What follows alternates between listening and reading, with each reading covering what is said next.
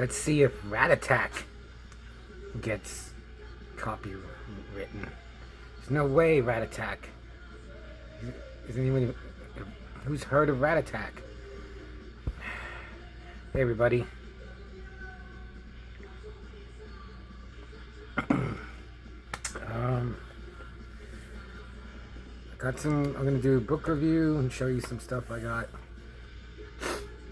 I got this Spirit of the Shadows comic. It just, when I saw it, I was is this from Madman guy, Mike Allred? It's not, but it reminds me of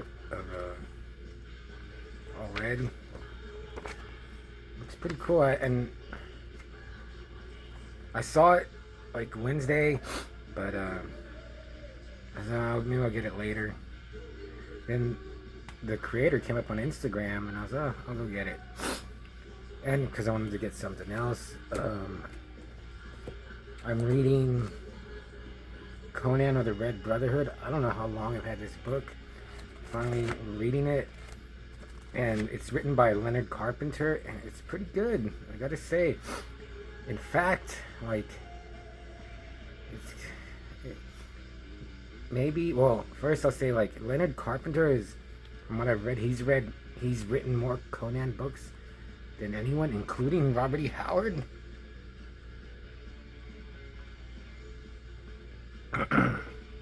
Now, maybe word count, maybe Roy Thomas has written more than anybody. I wonder if that's true, like, just for words. I want to say he has, because he wrote Conan for decades. But as far as novels go, Leonard Carpenter holds that record. And yeah, I'm reading it. I like it.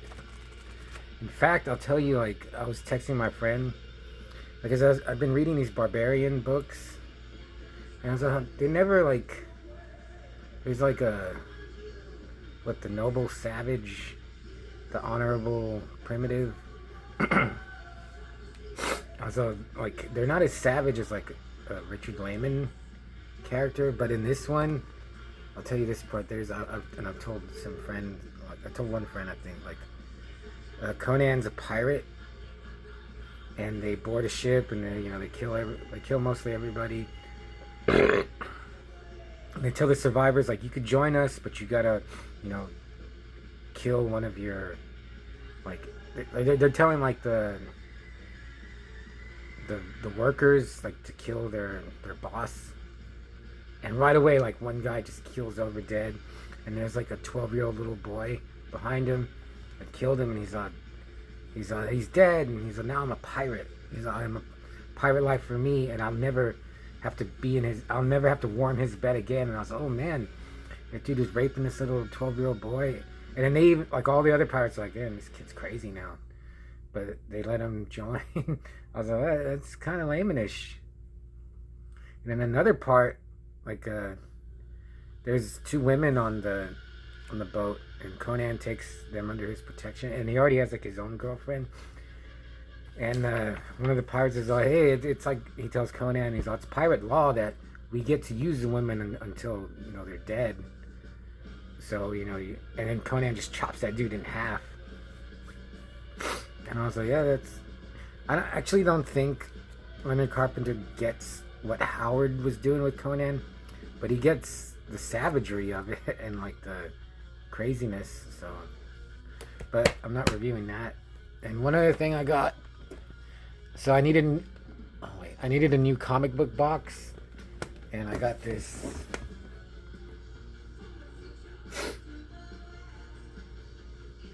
Soak It In, and then take a gander at that side.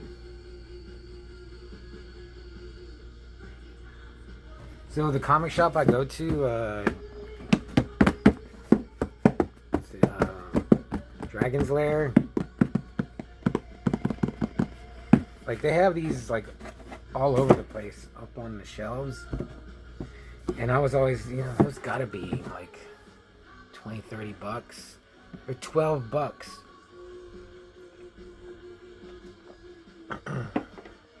Like, I'll just take a plain, white one, and the guys are, they're all the same price. And also, we'll give. Actually, I got two. I got an Iron Man one, and I got this one. And also, they're pretty sturdy, and yeah, they just look awesome.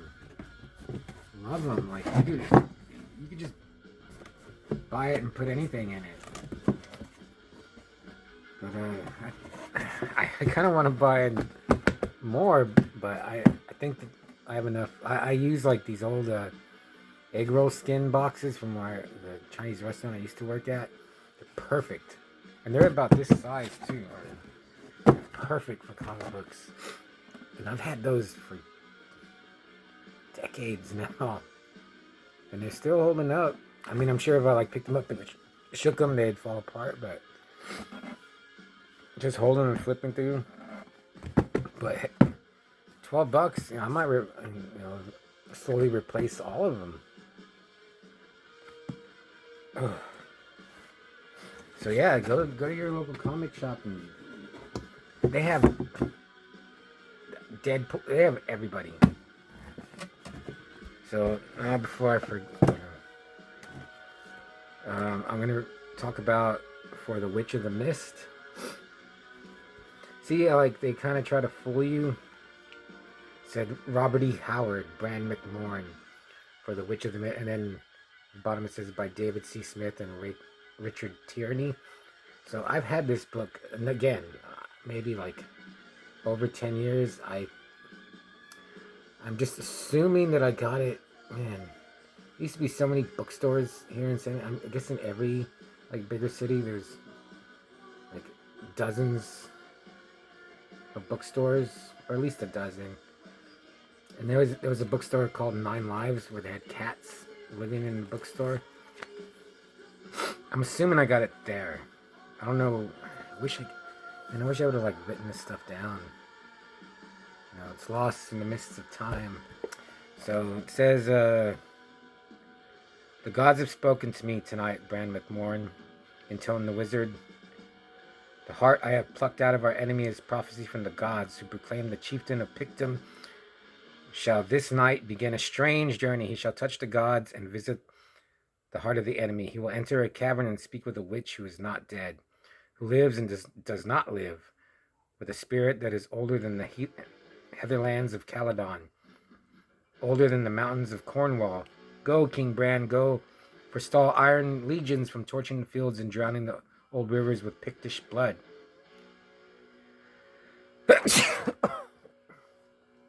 Oh my God. Go, King Bran, to the Witch Queen of Atlantis, who has died and is awaiting rebirth, the one they call the Witch of the Mists.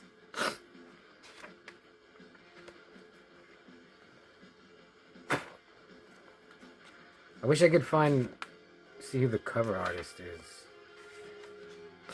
So, yeah, Bran McMorn is another character from Howard. So it's like Conan, Cole, and then for third place, Cormac McCart, Bran McMorn, or there's another guy. Can't remember his name, but he's like Connor Fitzjeffrey, I think he's badass too. But Bran McMorn is a Pict, and Picts are like the sworn enemy of Conan's people, the Cimmerians, and that Howard like made a hero out of a Pict. It's really cool. So there's a Bran McMorn book with all the stories written by Howard, and I've told people this before. That was a book. Oh man, I think I got it like 2007. But when I read it, there's a story called Kings of the Night, I think. Or is that a Man of War song? I think that's a Man of War song. Maybe it's like Kings of the Mist, or I think it's something of the Mist. Anyway, Bran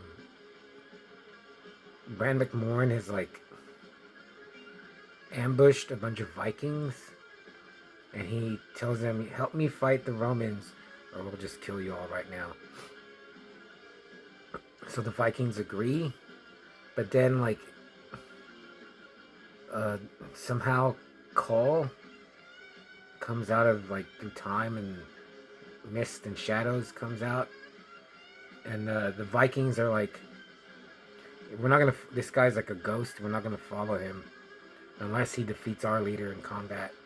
So the leader of the Vikings fights Cole, and I swear, like as I was reading it, I was there. Like I saw it, I could feel it, I could see like the mud.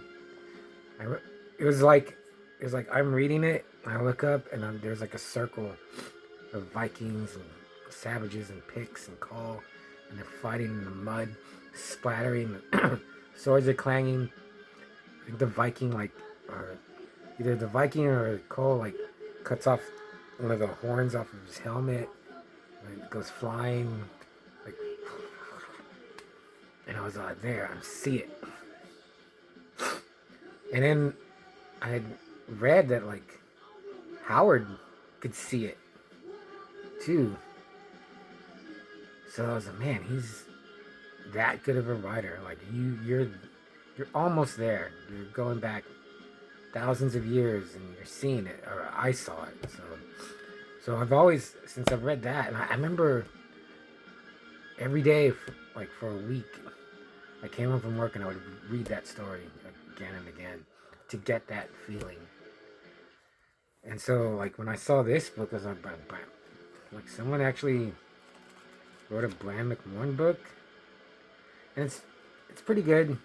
Starts out like how it says, like they cut out a dude's heart, and I was like, okay, these are the bad guys, but no, those are the good guys that are like sacrifice this dude, cut his heart out, and then read the future and his guts and entrails and heart. And Bran is like sent on a journey, and like Bran, he's like, when I think of Picts, I think of like almost like cavemen, but in real history, they were like I think they were like Scottish, Irish people, and they paint themselves blue, but they're very, they're like tribal, but Bran is the king, and he's the only person that can unite the tribes against the Romans. Without him, they're just kind of almost mindless. So he is like, he's more important than Conan, because Conan doesn't care about like Samaria or his. I mean, he does, but he left them. Bran, that's just all he is. So I mean, pretty much Conan, Cole, and Bran, they're all the same, but there's slight differences.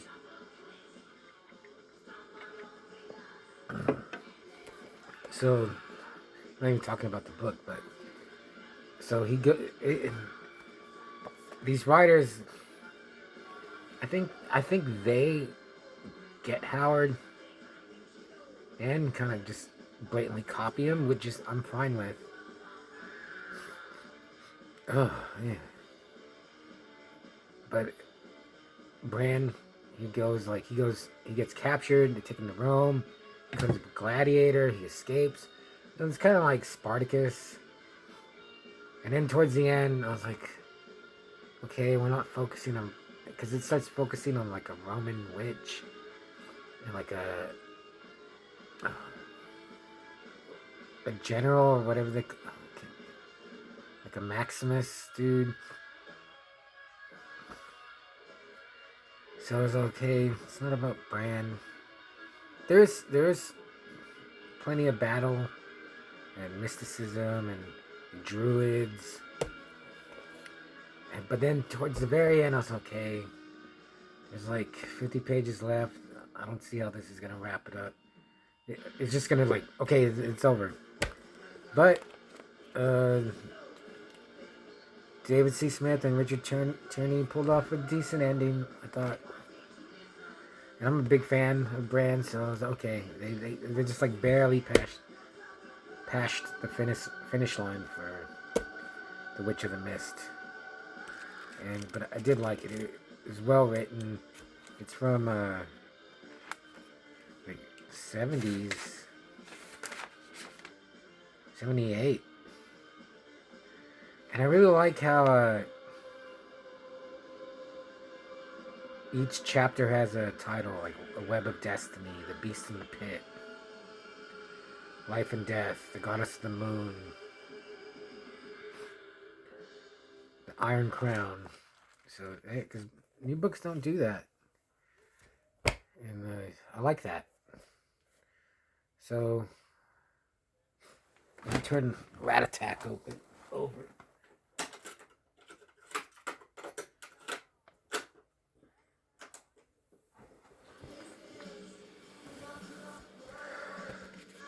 So I'd give for The Witch of the Mists 3 out of 5. I'm just really into the whole sword and sorcery, barbarian stuff. And there's more Bran stuff.